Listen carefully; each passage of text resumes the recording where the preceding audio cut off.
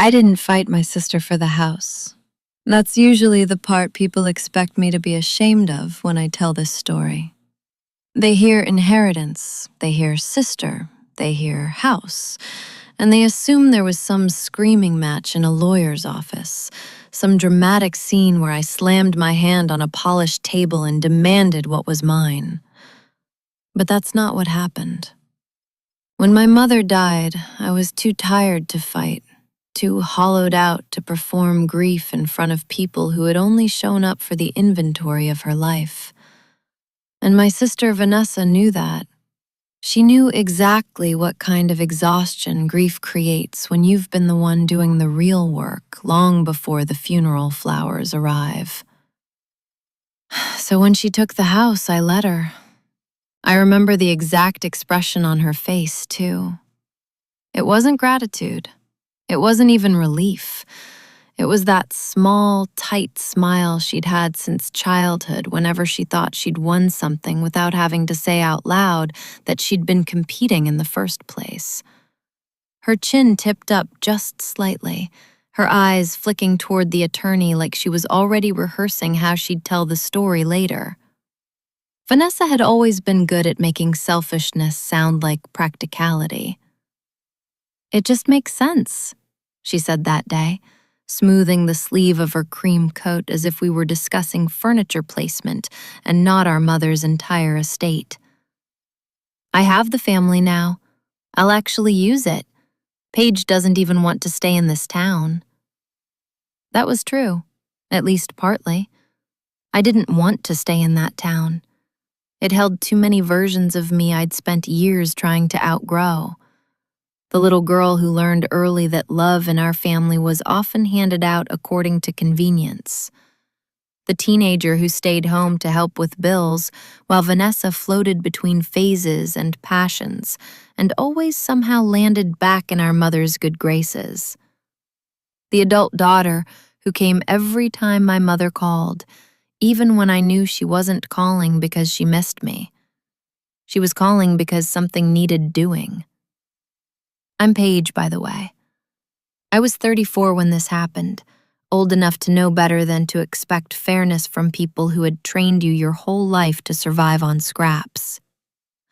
I have vivid green eyes that people always used to tell me made me look harder than I was, and a reddish-orange bob that my mother hated because she said it made me look expensive in a showy way. That was her phrase. Vanessa used to laugh when she said it. I didn't. I kept the hair anyway. Our mother, Elaine, had a way of making criticism sound like concern. Vanessa inherited that.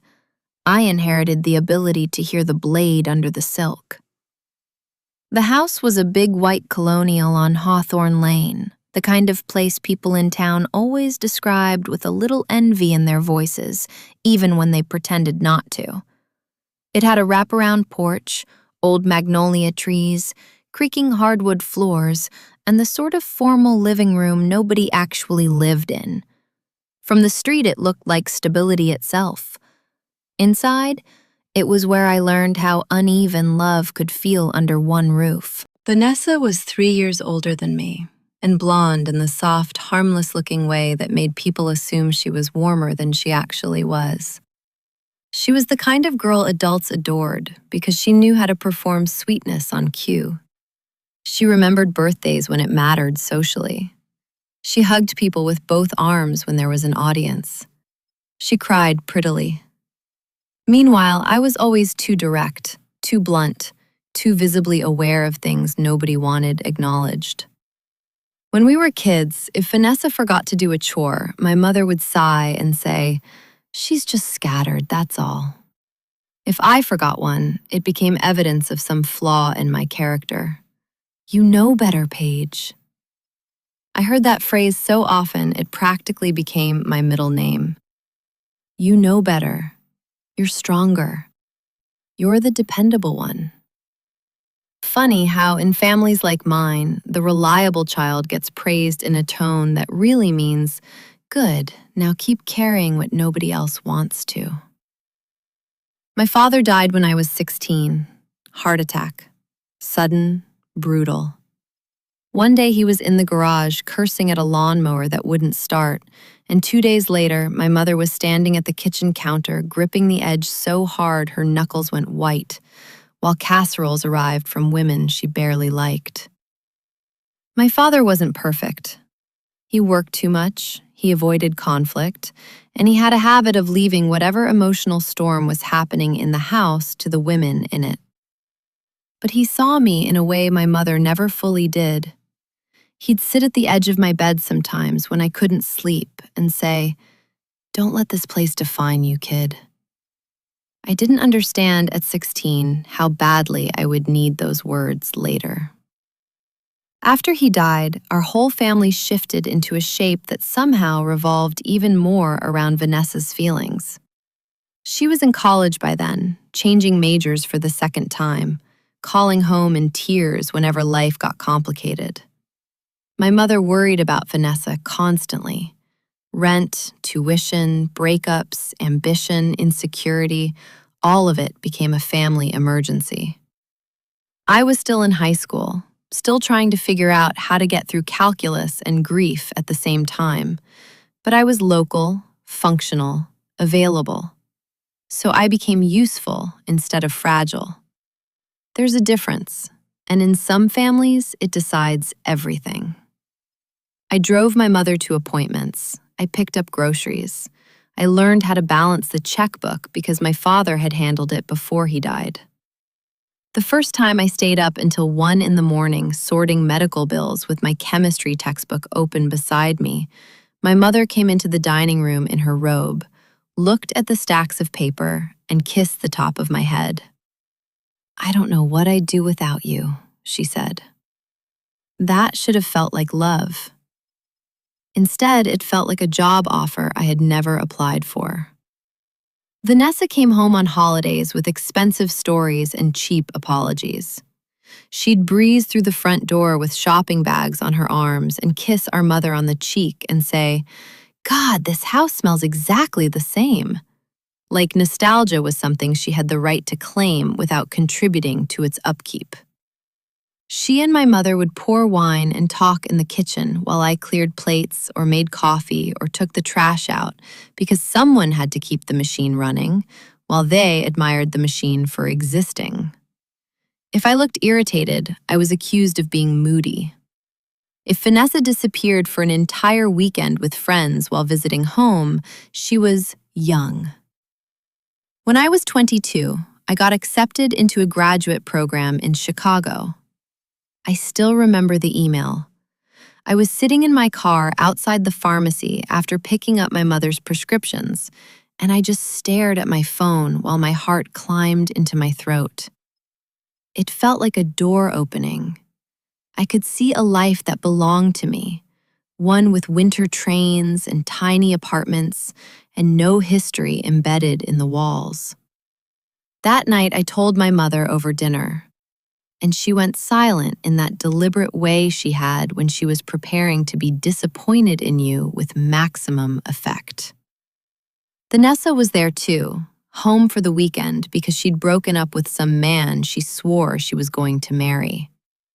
She twirled pasta around her fork and said, "Chicago, that's ambitious."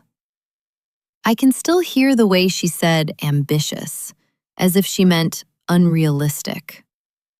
My mother folded her napkin and looked at me. "Who's going to help me, Paige?" Not congratulations. Not I'm proud of you. That one question, soft and devastating, because she knew exactly where to press. I tried to explain that I had scholarships, that I could still visit, that this was important to me. My mother's eyes filled with tears. Vanessa leaned back and sighed like I was making things complicated for everyone. I didn't go to Chicago.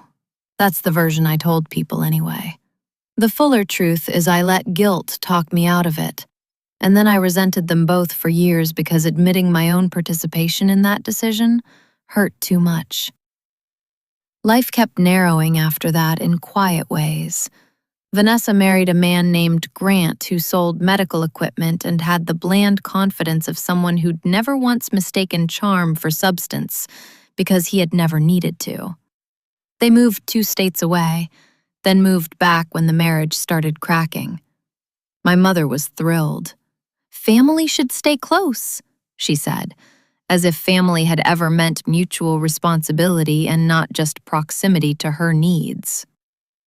By then, I was working full-time at a regional insurance office, living in a small apartment with unreliable heating and a view of a parking lot, and driving to the house every other day because my mother's blood pressure was unstable, and she refused to ask Vanessa for anything she thought Vanessa might find inconvenient. Then she got sick for real. Cancer sounds like one word until it enters your home and becomes 1,000 practical humiliations.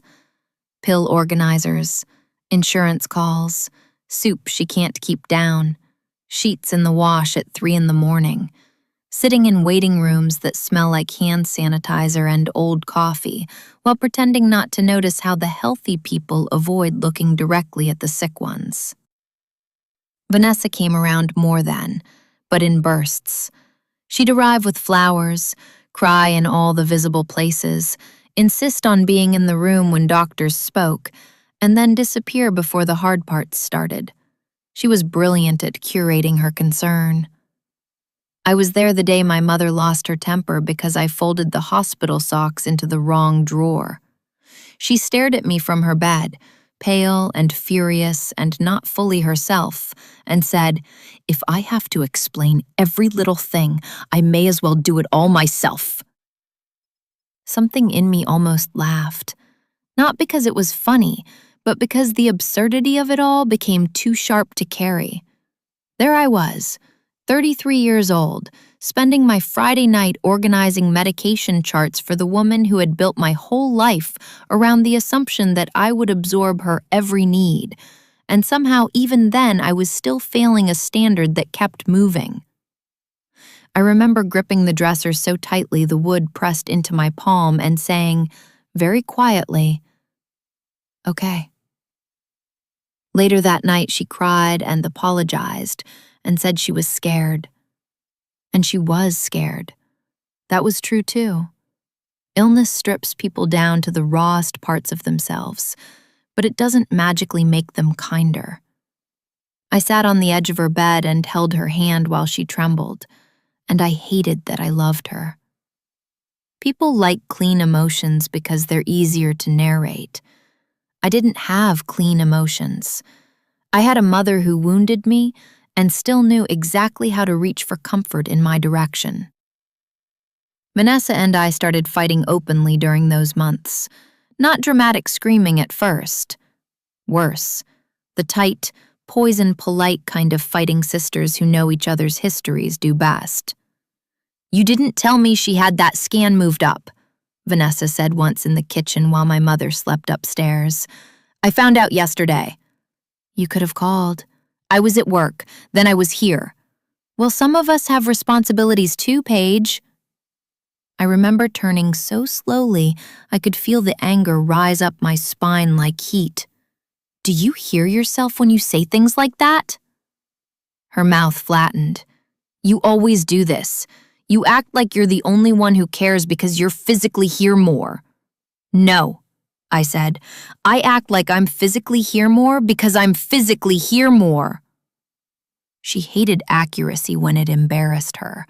Vanessa preferred emotional theater because facts had edges she couldn't smooth over. Our mother, of course, hated conflict unless she was the gravitational center of it. She'd tell me privately to be easier on your sister because Vanessa was sensitive, and then complain privately about how unreliable Vanessa could be. She wanted both daughters in their assigned roles. Vanessa the adored disappointment, me the capable one who never got so fed up she actually left. A month before my mother died, I found her in the den, staring at an old photo album. She looked smaller then, like somebody had been erasing her in pieces. She motioned for me to sit, and we turned pages without talking for a while. There was Vanessa in pigtails on the first day of school. Me in a green swimsuit on a Florida beach, squinting into the sun. My father grilling in the backyard, apron-stained, smiling at whoever held the camera. Then there was a photo of the house when my parents first bought it. No magnolias yet, no porch swing, just possibility. Your father loved this place, my mother said. I know. He wanted it to stay in the family. Something about the way she said it made me glance at her. Okay. She kept looking at the picture. Not everything important is obvious at first. I waited for her to say more, but she didn't. She turned the page. At the time, I thought it was one of those cryptic things sick people say when they know their minds are moving faster than their bodies can keep up. I didn't realize she was trying, in the only way she knew how, to hand me something without having to directly admit she hadn't always been fair. She died on a Tuesday morning before sunrise. Vanessa was there, which I'm glad for. Some things should not be shouldered alone, even by people who have spent years practicing resentment. The room was dim. The oxygen machine made that soft, mechanical sound I had come to hate. My mother's breathing had changed sometime after midnight. The nurse had warned us it might not be long, and then suddenly all the waiting became an after. Vanessa started crying immediately, full-bodied sobs. I stood very still, because if I moved, I thought I might come apart in some ugly, irreversible way. There are moments in life when you think a person's death will resolve your feelings about them. It doesn't. It just seals the complexity in place. The week after the funeral was a blur of casseroles, condolence cards, and practical cruelty disguised as efficiency. Everyone wanted to help, which mostly meant they wanted decisions made fast so discomfort could move along on schedule. The attorney's office smelled like lemon polish and stale air conditioning. Vanessa wore cream again. I wore black because I couldn't think hard enough to be symbolic.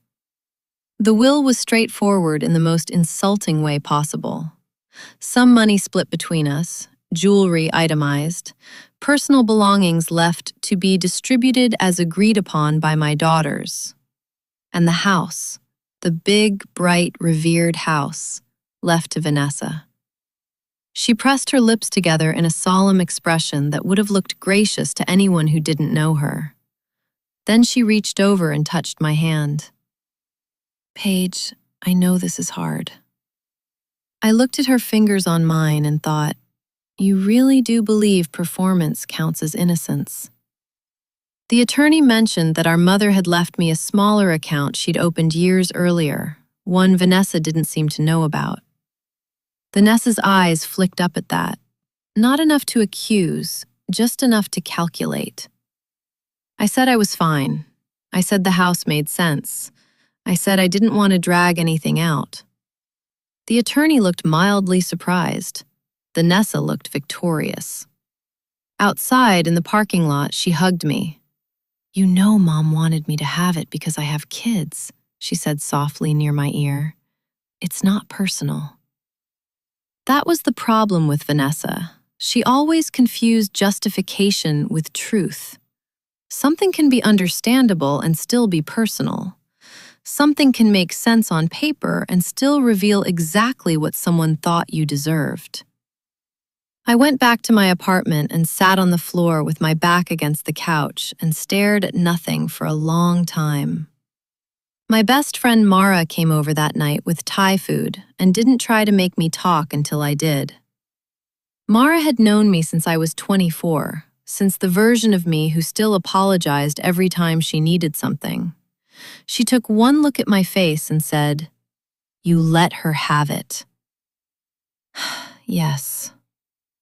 Do you want it? I thought about that. Not the property value, not the location, the house itself. The rooms full of old ghosts. The staircase where I used to sit with a flashlight reading after bedtime. The kitchen where I learned what disappointment sounded like in my mother's voice. The den where my father once taught me to play chess and deliberately lost in a way that let me feel brilliant. I don't know, I said honestly. Mara handed me a carton of noodles. That usually means yes, but with consequences. Vanessa moved into the house within 6 weeks. She didn't need to, not really. She already had a perfectly nice place across town after her separation from Grant. But she wanted the symbolism of it. She wanted to be the daughter who carried the family legacy, the mother raising her children in the house everyone admired. She posted a photo online of her son on the porch swing with the caption, "New memories in Nana's house." I stared at it for maybe 10 seconds before putting my phone face down so I wouldn't throw it. A few days later, she called and asked if I could come by to help sort through the attic because you know where Mom kept all the weird stuff. I almost said no. I should have said no, but old habits have deep roots, and some part of me still responded to family obligation like it was muscle memory. The attic was hotter than I remembered, dust floating in the shafts of afternoon light. Vanessa was wearing linen and irritation. She pointed at stacks of boxes and said, "I need to clear half this out before the movers bring the rest of our stuff. Mom kept everything."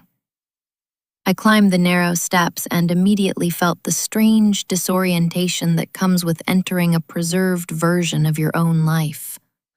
Old school projects, Christmas decorations, a broken side table, my father's fishing gear, a box of my mother's magazines from the 90s tied with yellowing twine. Achoo! Vanessa kept sneezing dramatically and complaining about the heat while I opened cartons and sorted. Then I found the trunk. It was cedar, old-fashioned, shoved under a sloping part of the roof behind 2 plastic bins labeled Winter Lemons. I recognized it instantly because it had belonged to my father's mother. I remembered it from when I was little, remembered being told not to touch it because the latch was delicate. Somehow I hadn't seen it in years. Dust coated the lid. The brass handle was tarnished. "What's that?" Vanessa asked. "My grandmother's trunk?" She shrugged. "Probably junk. If there's silver in it, put it downstairs." There are moments that feel important before you know why. I crouched, wiped the dust off the latch, and opened it. Inside were quilts, a stack of old letters tied in ribbon, a jewelry box with no jewelry in it, and beneath those, a flat metal lockbox. My heart did something strange then, a quiet, hard thud. Not excitement, exactly. Recognition. "Is it locked?" Vanessa asked, suddenly interested. "It doesn't look like it." I lifted it out. It was heavier than I expected. The lid opened with a stiff little scrape. Inside was a folder, a velvet pouch, and an envelope with my name on it in my father's handwriting. For a second, the whole attic disappeared. My name. Not a copybook label, not a note on a birthday card. My full name, written in that familiar slanted hand I hadn't seen in almost 20 years. Paige. Vanessa leaned closer. "What is that?" I didn't answer her right away. My fingers had started trembling. I picked up the envelope and just held it. I knew my father's handwriting the way people know songs from childhood. Something in my chest cracked open so suddenly I had to sit down on the dusty floorboards before my knees made the decision for me. "Paige?" Vanessa's voice sharpened. "What is it?" "A letter," I said. "To you?" I looked up at her and saw it happen. The instant recalculation, the way her mouth tightened because whatever this was, it had bypassed her. "Looks like it." She reached out. "Let me see." "No." The word came out so clean and fast, even I was startled by it. Vanessa blinked. Excuse me? It has my name on it. Oh my God, Paige, don't be dramatic. If it's in Mom's house. I stood, letter in hand. You mean the house you were so eager to take? Great. Congratulations. You got the house. This is mine. We stared at each other in the dust and heat, 30 years of imbalance suddenly standing between us like another person. Vanessa laughed once, short and disbelieving. You really want to do this? I almost said, we've been doing this our whole lives. Instead, I tucked the envelope into my bag, took the folder and pouch too, and walked past her. She followed me down the attic stairs, voice rising, saying I was being selfish, saying Mom would have wanted us to go through everything together, saying I couldn't just decide that. I turned at the bottom of the stairs and looked at her in our mother's hallway, with that stupid floral wallpaper and the grandfather clock ticking in the background, and I felt something inside me settle. You took the house, I said. You don't also get what was hidden inside it. Then I left. I sat in my car for almost 20 minutes before opening the envelope, because I needed my hands to stop shaking. The paper was old, but not brittle. My father had written the letter years before, maybe right before he died, maybe earlier. I unfolded it carefully. Paige, if you're reading this, then either your mother finally did what I asked, or life found its own way around her. Either way, there are things I should have said sooner. That first line alone almost undid me. He wrote that he knew I often felt unseen in the family, and that he was ashamed of how often he'd watched that happen, and told himself keeping the peace was the same thing as protecting me. He wrote that Vanessa needed attention, yes, but that somewhere along the way, he and my mother had started rewarding noise and overlooking steadiness, as though my strength made me less in need of care. He said he saw the burden that had been placed on me. He said he knew I would probably be the one who stayed when things got hard, and he hated that he was counting on that even as he wrote it. I had to stop reading twice because my vision blurred so badly I couldn't see the words. Then came the part that changed everything. He told me there was a safety deposit key in the velvet pouch and documents in the folder relating to land my grandmother had owned outside Asheville, land she had left to him alone, and which she had placed into a trust years earlier. Not because he intended to hide it from the family forever, but because he didn't trust what would happen if everything was left exposed too soon. The trust, he wrote, was for me. Not for both daughters. For me. There were reasons, written plainly and without apology. He said Vanessa had always been given too much for too little, and that he feared more money or property handed to her directly would vanish the way other opportunities had. He said my mother knew about the trust but hated the arrangement and believed everything should eventually be shared equally, regardless of history, because appearances mattered deeply to her. He said he had argued with her about it more than once. And then, in the last page, he wrote something I have never forgotten. A house can look like the whole inheritance when people are trained to admire walls. I wanted to leave you something no one could guilt you out of, no one could call impractical, and no one could use while asking you to be grateful. If I failed you in life by not speaking up enough, let this be one clear thing done in your favor. I cried so hard I scared myself. Not elegant tears, not one poetic tear slipping down a cheek. I mean the kind of crying that folds your body in half and makes you gasp like grief has found a second entrance. Because it wasn't just about the money or the land, or even the fact that the asset was apparently worth far more than the house, though I found that out later. It was that someone had seen it. Someone had named the family pattern without softening it. My father had known. He had known.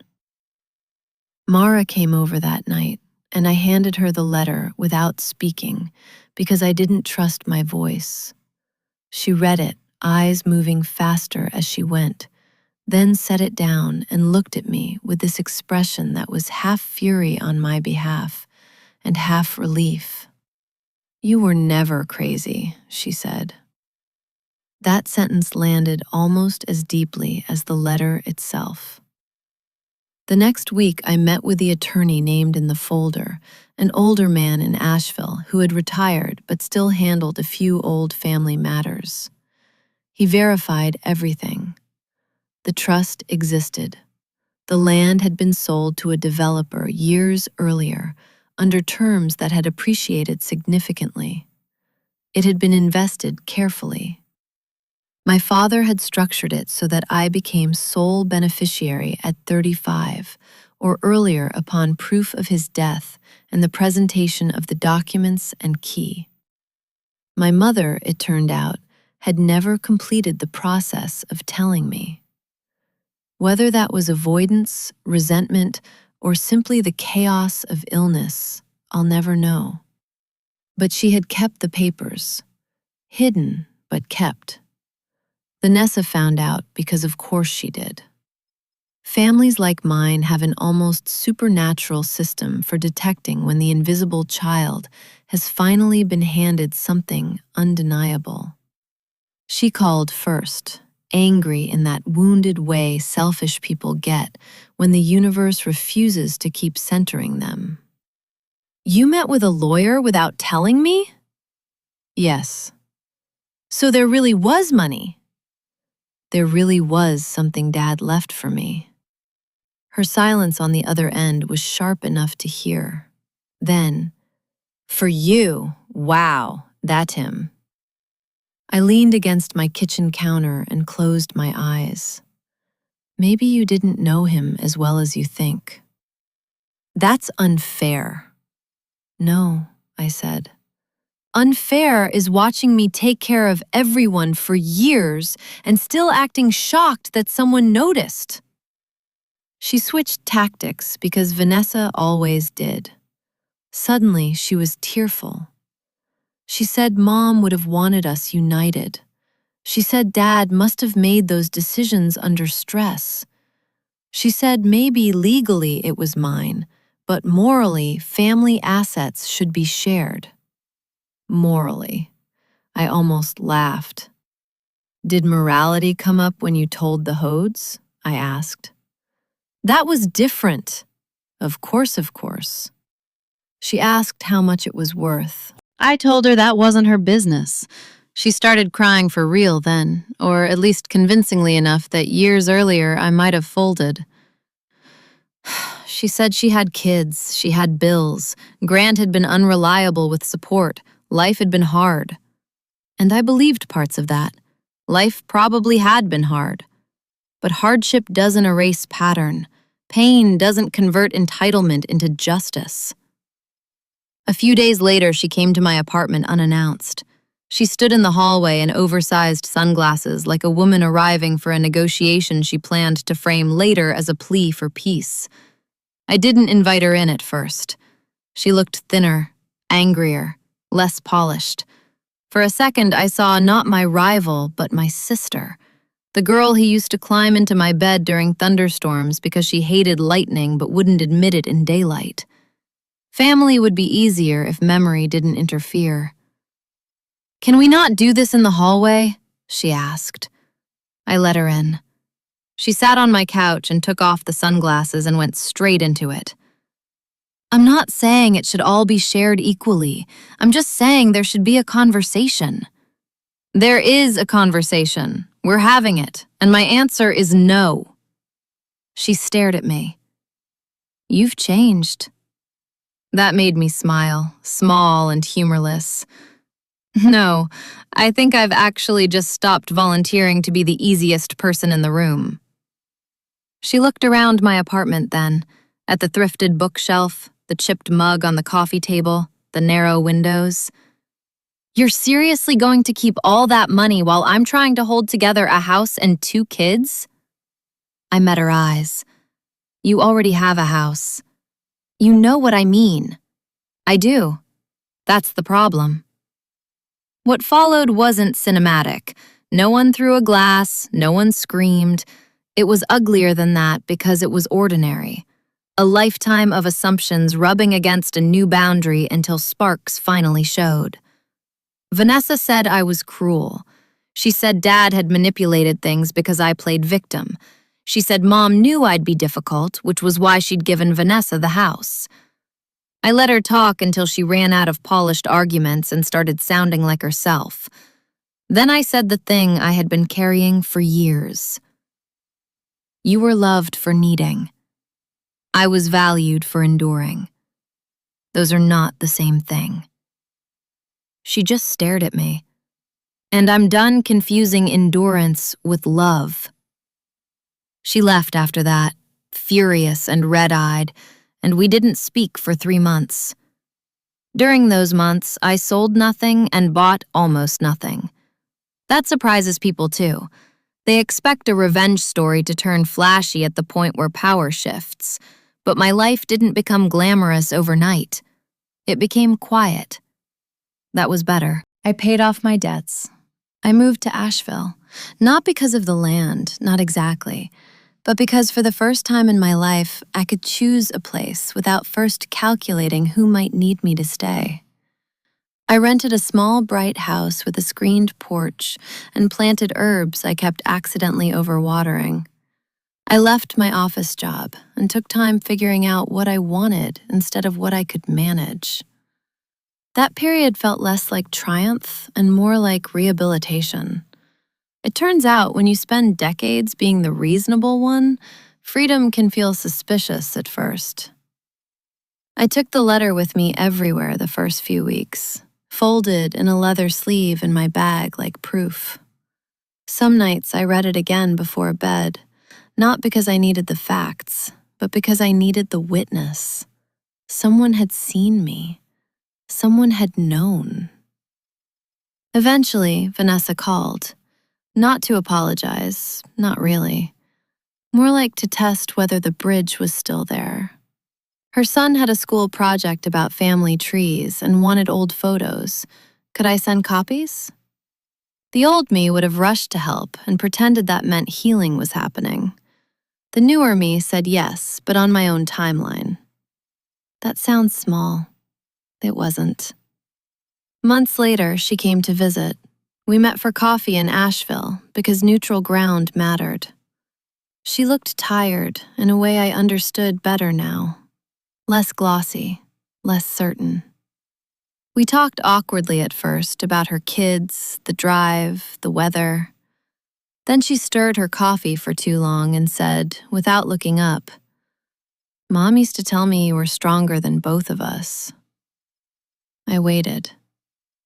She'd say you didn't need the same kind of reassurance.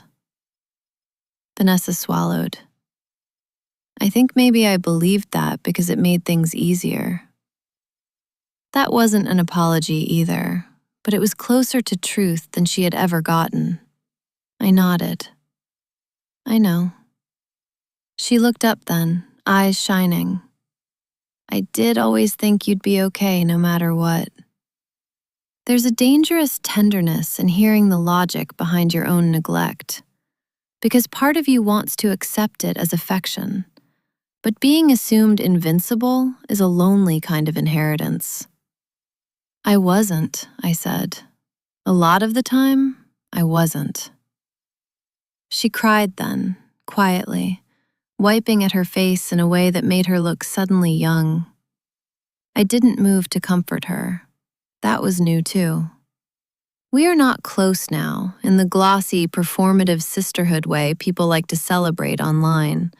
We will probably never be that. But we speak, carefully, honestly, more often than before. Sometimes distance makes truth possible in small doses.